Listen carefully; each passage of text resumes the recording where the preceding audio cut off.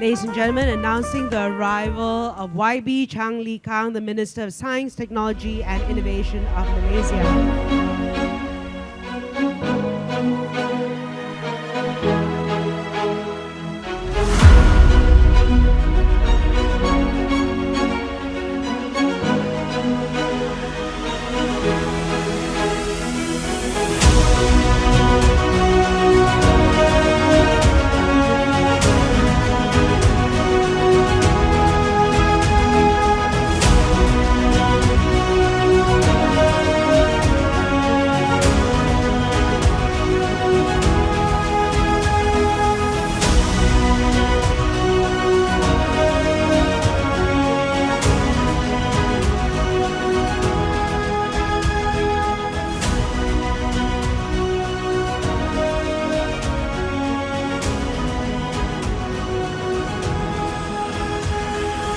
Good evening, Yang Berhormat Tuan Chang Lih Kang, Minister of Science, Technology and Innovation, MOSTI. Yang berbahagia Dato' T.S. Dr. Haji Aminuddin bin Hasim, Secretary General of MOSTI. Yang berbahagia Dato' Yvonne Chia, Non-Executive Chairman of Cradle. Yang berbahagia Dato' T.S. Dr. Muhammad Nur Azman bin Hassan, Deputy Secretary General, Technology Development, MOSTI. Yang berusaha Puan Ruzia binti Syafiq, Deputy Secretary General, Planning and Enculturation, MOSTI. Yang berusaha Encik Norman Matthew Van Hake, Acting Group Chief Executive Officer, Cradle, the management of the Ministry of Science, Technology and Innovation, the management of the ministries and government agencies, startup communities, friends of the media, ladies and gentlemen, and guests of MYStartup Next. So welcome once again to MYStartup Next 2023 Forum. And for those who have just joined us, and for the rest of us who's been here the whole day, it's been an intensive day of learning, sharing, and action steps. So taking us further in this discussion, we would like to invite the Minister, together with Ahmad Kashfi Alwi, the Senior VP of Ecosystem Development, to share future developments in this area. Ash, I'd like you to come up together with YB. Round of applause. Thank you. Just this way lah, can. Okay. Oh, this is a comfortable couch. Yeah. How are you doing? Good. Thanks. Thank you. So sorry, I'm not used to this. I mean, Now not, we just not gonna, easy Oh, trying yeah? to act young. Huh? So did you manage to find parking like the rest of us just now? Yeah? Yeah. So we're just gonna keep it casual because we know that it's 4:45. Yeah. Right? I know. And but it has been a great day. We've had amazing speakers talking about very in-depth and mature topics about the startup ecosystem, the ASEAN proposition, and so on. So yeah, so I'm just gonna do something different today. Okay. I'm going to lean into this conversation, and we're just gonna have a casual chat, like two guys at the bus stand, Okay. or just like It's two a very, guys it's at a very coffee cozy shop. bus stand. Yeah, it is. Right. So yeah, so I know you're sick and tired of this question, right? Yep. YB, tell me about yourself, right? Because there's not much about you online. Yeah. And so the team has taken the proactive approach to stalk your Instagram and select some photos, right? And also the captions of those photos. So we're gonna play a small game right here, YB. Okay. So I'm gonna show you some photos, 3 photos, and then you'll provide the context and also the story behind that photo and caption. Hang on. We have not Privacy started. intrusion. But no. It's public, right? So Yeah. So are you ready? Yes. Okay. Yep. Let's go. First picture, of course. It's a picture of a house.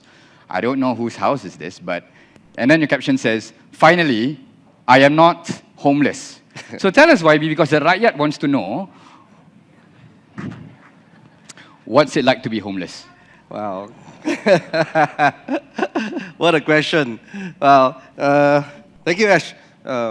This is my rented unit in Bukit Jalil. So, well, I was homeless for about one and a half month when I first came to Putrajaya. So Homeless? Homeless, yeah, homeless. Were you living in your car or in a tent? Literally homeless. I have to stay in a hotel while working, and just right before getting this house. So, well, of course, it's bad. I mean, you don't have time to think about work, you see. You can't concentrate because you don't have a house. Of course. Yeah. Yeah. But finally, I got this in January. So now I'm happy. Now I'm no more homeless. So what did your wife feel about it? My wife. Oh, About well, being homeless for a bit. my family is in Ipoh. All right. Okay. All of them are in Ipoh. So I'm a bachelor in KL. Okay. Okay. So speaking you of got my message? okay. So speaking of, coming home, Yeah. right? So what is home to you? Well, What gives you that fuzzy and warm feeling after a long day at work? so philosophical. But I mean, home is a place, I would say, a shelter, especially for people who work very hard. I mean, but after work, you hope to have some place. You hope to have a place to, to be your heaven. Right. So I think that is home, basically a place where you feel comfortable and relaxed, and you don't feel stressed. Yeah. Right, right. So how do you deal with your daily stress? Well, I watch TV. You watch TV? Yeah. Okay. I watch movies. I watch TV series. With your family? No, because I'm alone again. Oh, right. I'm Now you're alone in alone. KL. Oh, okay, okay. Don't let me stressed. Okay, so maybe I can come to your place and watch TV Yeah, together? sure, can. No, you didn't mean it then. No, I know. Okay, so next photo, Okay. right? A photo of your family. And it says here, Happy Father's Day, right? So tell us more about your family. My family. Yeah. I have a rather small family. Parents and then a wife with 2 kids. One is, the boy is 11-year-old. The girl is 9 years old. And I just want to mention this. My girl is she has Down syndrome. She's a Down baby. Yeah. Okay, okay. So how do you manage that? Well, in fact, when the journey just started, I was very fortunate to have a friend to tell me, in fact, it's not bad. It's just different, Okay. which really struck me. It's not bad. It's just different journey. So it really struck me. I mean, so from then on, no, I think everything is normal. We just business as usual. And then I give her love, and then she also loves me. And yeah, I mean, I learned a lot along the journey. Yeah. Okay, so how does that experience shape you as a person, and of course, as the minister now? Well, I think it really. I mean, my girl gives me a lot of inspiration, because she is different from others, and sometimes it really give me a different perspective taking care of her. You know, when my wife gave birth to her. No, when she was in the labor, I was thinking, okay, after this, I need to go to bank, I need to do this, I need to do that. But after she was born, on that day itself, when doctor told me, oh, she's Down syndrome, Down baby, so I was like, okay, all other businesses are not important. Right. So it really gave me a different perspective and different value of life. That's great. Yeah. So I can tell that you're a very strong family man. Yeah, right? yeah. And of course, internalizing family values. So how does those values influence your decisions, your policy making, and the way that you see, how do you manage and serve the rakyat better? Yeah, when I make policy decision, I don't really think so much, but I think family values really give me some kind of anger, when I make policy decision. Especially, I will think, well, this decision could affect a lot of kids, or how would a father make decision for their kids? I just narrow it down to a family, like this decision. Although government decision is a national business, but I used to narrow down to a family, and then I would think how a father would make decision for their kids or their family. So I think that helps me in making decision. Could you give an example? Example, there are a lot. There are a lot, but off the cuff, I can't think of any now. Okay. Yeah. Okay. So family values is really Yeah, important. yeah. Also, I could. I always Yeah. think, well, will this policy help family like me? I mean, family like myself. You see, I will always think about that. Yeah, I'm getting a sense that you have this strong sense of empathy Yep. and also compassion, Yeah. which I think are good traits of a leader, right? Yeah, empathy is the word. Yeah. So, but having said that, okay, so I'm going to ask you a difficult question, right?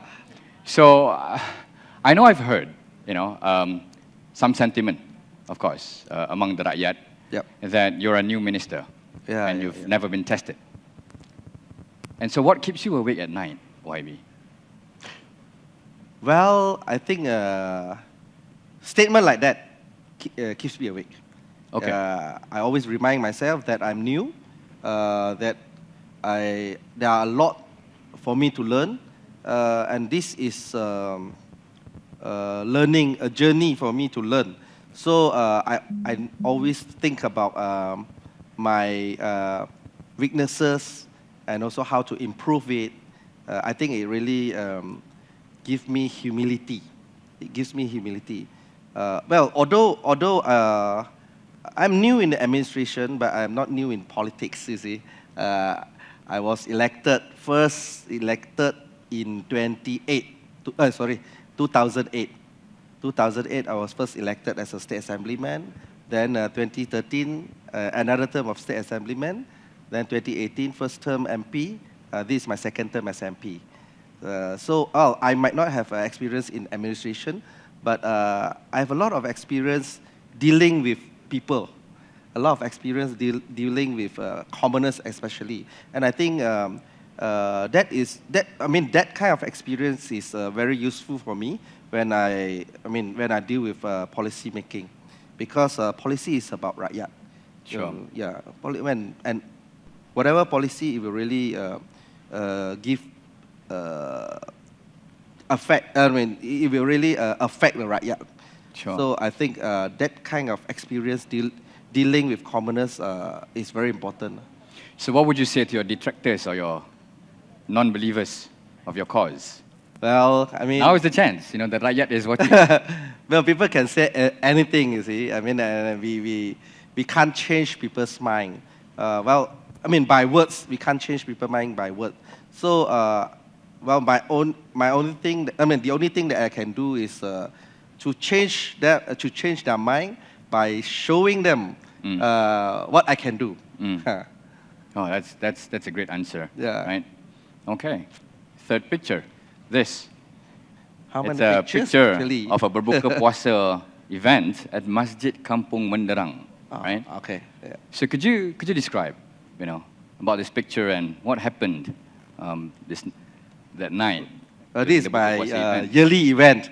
Okay. So every year during Ramadan, I will go to masjid and have this buka puasa with kampung folks. So this is one of the kampung.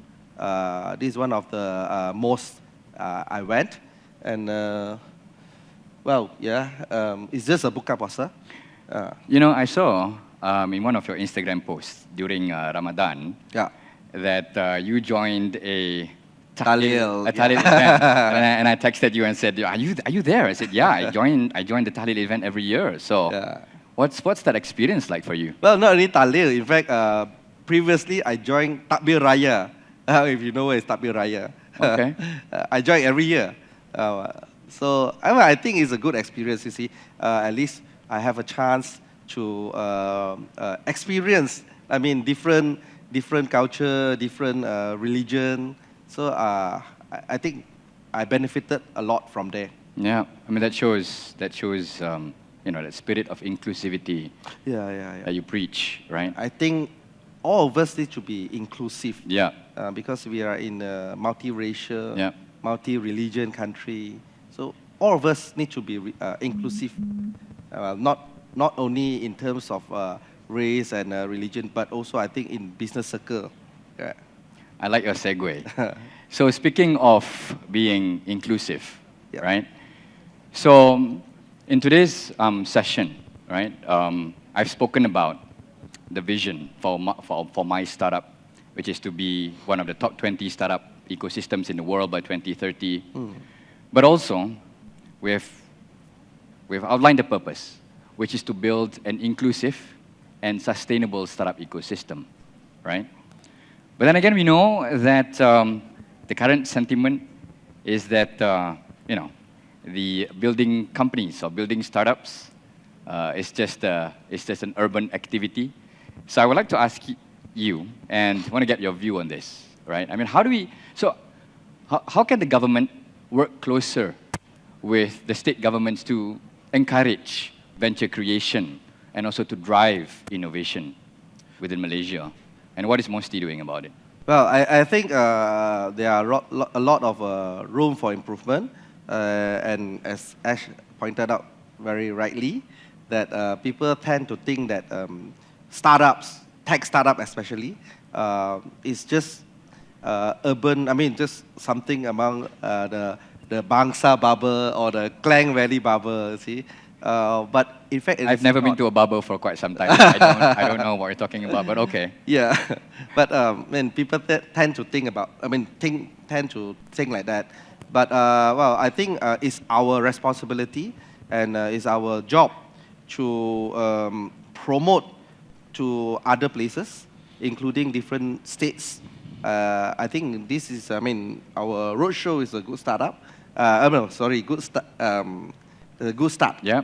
And we should work with various states, including state government, state agency, and I think all the MOSTI agencies are open to work with state agencies like Teras or what, you see.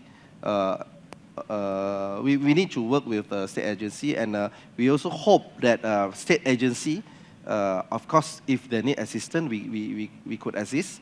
We hope state agency, the states can create more like incubators or accelerators in respective states, so that more people can have the opportunity to also be part of the startup community. Yeah. Yep. Well, see, here's the thing. We've launched MYStartup since 2021, right? And we've also reached out to several other stakeholders. But then again, I think there's still a disconnect between agencies, right? And also the sentiment of some is that there are still overlaps between agencies as well.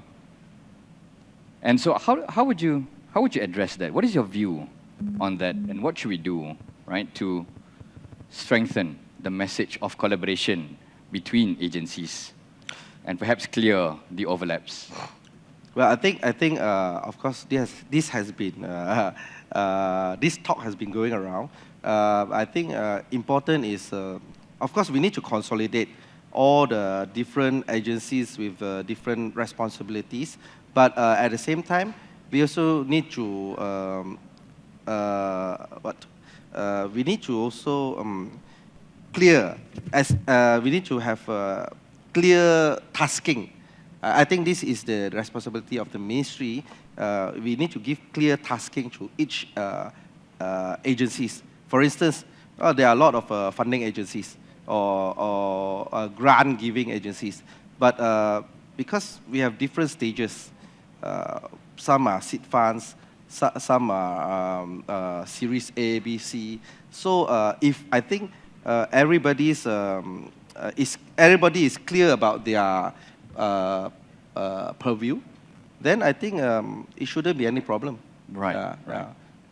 But of course, again, responsibility is from the ministry. We need to clear it. Yeah. Speaking of clarity, another question, another burning question actually from the ecosystem, right? So according to your Madani playbook, so there's a call to introduce or to form another agency which looks into the development of startups and capacity building. So does this mean that we are going to form and introduce a new startup agency, or how does that work? Because this has been on our minds for quite some time, and we don't have an official answer to that, YB. And you're the best person right now that could provide some context maybe to that. Well, to be frank, not that I know of. I mean, for a new agency for startup community, well, we have not really discussed about that. Yeah. Yeah, but it's outlined in the Madani playbook, so. Yeah, maybe just consolidate. I mean, we need to consolidate the existing agencies.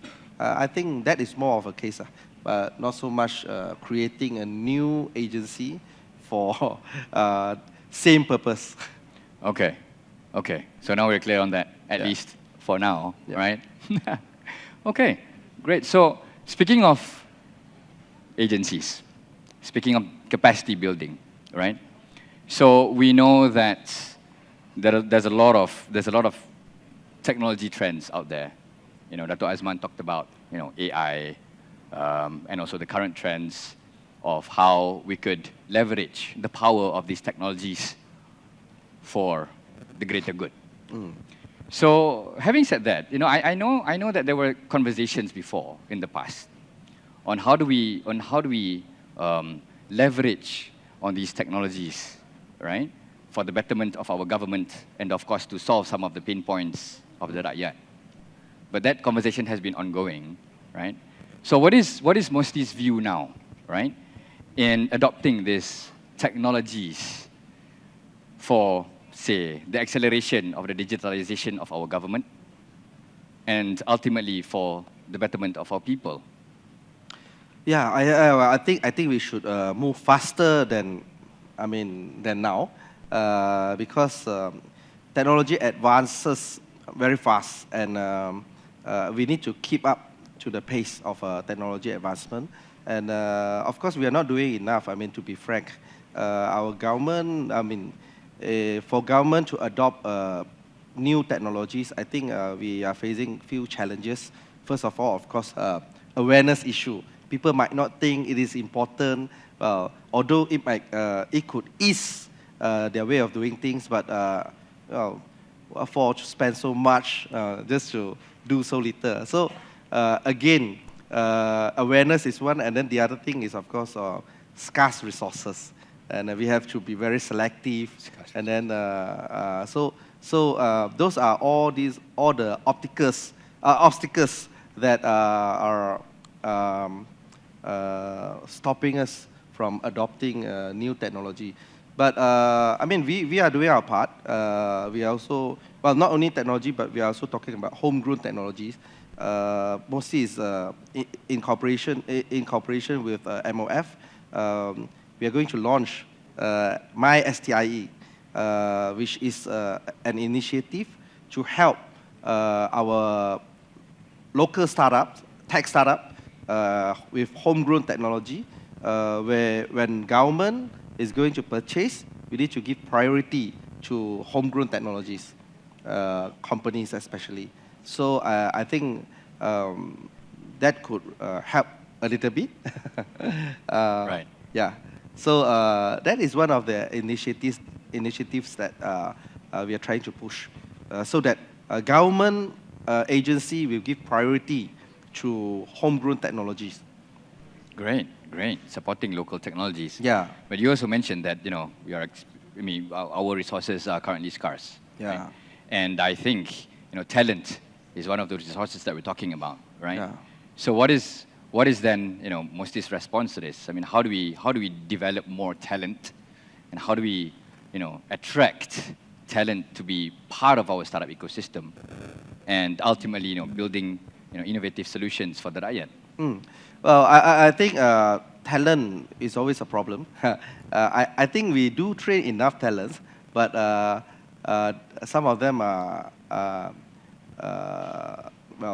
some of them are more interested in other countries with better ecosystem, I would say. So one thing, of course, we need to improve the startup ecosystem in Malaysia so that people can see there are opportunities. Even they stay in Malaysia, there are opportunities for them to flourish. I think that is important. Secondly, I think in terms of training talent, we need to transform. You know what? Because when I look back to history, we tend to, when we used to give a lot of emphasis in FDI. But then we only look at the figure. Okay, how much FDI that we manage to attract, say how many billions, but we are not looking at the way they operate. So in the past, a lot of these investments are labor intensive. They are not capital intensive, they are not tech intensive, they are not innovation driven. So now we need to transform so that the coming investment coming in, or the investment that we want to attract, they are technology intensive and innovation driven, so that on one hand we can reduce our reliance on labor intensive industry. On the other hand, we could also increase the demand for highly skilled workers. Right. Yeah. Well, so that when our students from the university, when they graduate, they know there are plenty of opportunities, job opportunities out there. So I think this is important. But of course, this is a transformation that could. It takes time. It takes time. It takes time. Yeah. No, because we know that starting companies is not a viable career choice. Yeah. Right. To many. But of course, I think the bigger issue now is how do we then promote innovation within the country, right? Basically, to retain talent by the level of innovation that we are co-creating. So, having said that, what is MOSTI's initiative in promoting innovation, perhaps at grassroots level? Yeah. Yeah. In fact, we have YASA Innovation Inovasi Malaysia, YIM. We are doing a lot of social innovation. In fact, this morning I just attended their program, and it's a very good program with a very small budget, but we are helping those in the PPR community, and I'm amazed to see so much of innovation in that community. Sure. So yeah, I think it is a good program, good initiative. It is a collaboration between YIM and SME Corp. So I think we should continue with that. At the same time, in collaboration with Ministry of Economy, we are also, MOSTI, we are also organizing a program, a reality show, something like well, it's Innovator, we call that Innovator. And it's a reality show. It's going to be Is it shown, like Shark Tank or? Yeah, something like Shark Tank. Are you going to be one of the sharks? Yeah, yeah. Oh, wow. Yeah. Okay, that's great. Yeah, I will be one of the sharks, yeah. And also Rafizi. Rafizi will be one of the sharks. That would be an interesting combo, though. Oh. So that is also another initiative to promote innovation, not only at the Bangsa or Klang Valley level, but straight to grassroots level, because everybody can watch in Astro. So I think that is something that we are trying to push. Yeah, yeah. You know, that's kind of interesting, because another thing that I learned is that to promote innovation, people need to be inspired. Inspired to innovate, right? And of course, this inspiration comes from, external sources or external type of innovation, right? And one way to inspire the rakyat to innovate is essentially to import, external innovation from other countries. So having said that, today our theme is essentially to empower the ASEAN, startup ecosystem, and we have representatives from Philippines, from Thailand, from Indonesia, and also Singapore as well, right? So how do you feel that collaborating with these other countries would help Malaysia in driving that bigger agenda to drive innovation? Well, I think definitely with assistance from our neighboring countries, we could benefit from there. I mean, because nowadays, our world is very borderless. Yeah. So we need to collaborate. Instead of, compete, of course, we need to compete. But at the same time, we need to collaborate. Because, the market is there. And then, we need to find what is our competitive advantage. Yep. And, and then we just work on it. Of course, working with at the government level, we have ASEAN, COSTI, Committee on Science, Technology and Innovation. That is at the ASEAN level, government to government. But I think at the community level or agency level, I think we could also work hand in hand, especially in terms of talent exchange or joint research. I think that could help a lot. That's good. That's nice. So, last question. YB. Oh, finally.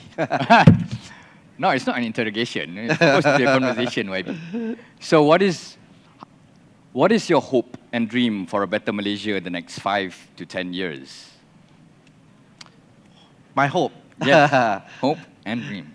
Yeah, I hope, first of all, of course, I hope general Malaysians will have more awareness about science, technology, and innovation, especially because, especially on innovation, because as I mentioned at the beginning, that people tend to think that science, technology, innovation are something for the intellectuals, for people who are very well off, but without noticing that innovation, technology is all over our daily life.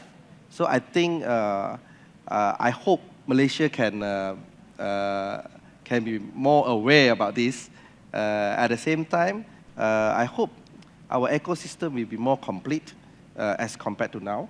Our startup ecosystem, and our startups can see opportunities and chances in Malaysia, not only in terms of funding, grant, but also opportunity to grow and flourish.